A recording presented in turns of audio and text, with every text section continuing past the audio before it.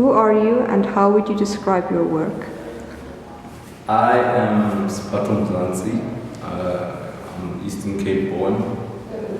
I'm a visual artist at the moment. Yeah. I would describe my work as my views on the world and how I understand the world and what I've experienced and what I've been born into.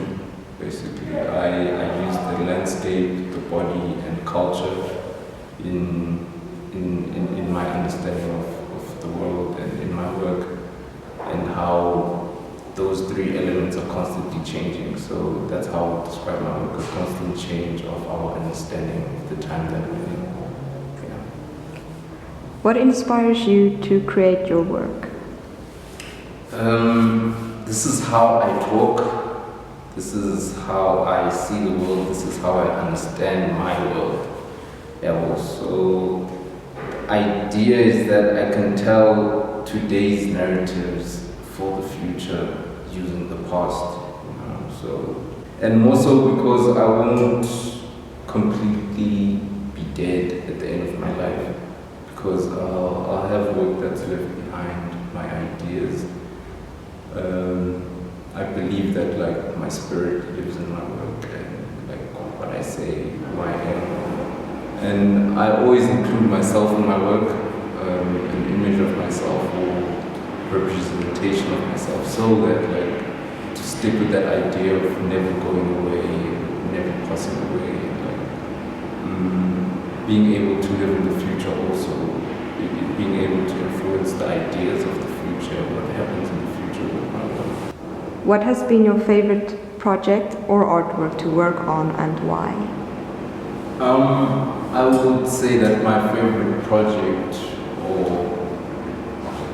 my favorite, it's hard to even make a favorite, but then I would say my latest, Indawo Koyo, Indawo Koyo, yeah, I'd say that's my favorite right now, because like it's the latest stuff, and like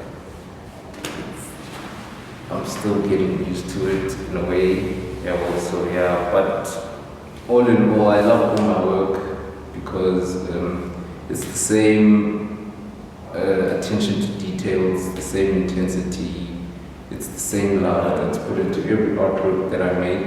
So I wouldn't necessarily say I have a favorite, but at the moment I really like the stuff that I've worked on lately, and yeah, I'm enjoying looking at it right now at the moment. Yeah. Which artists or creatives are you influenced by or do you see as a visionary? I look at a lot of Albrecht Dürer.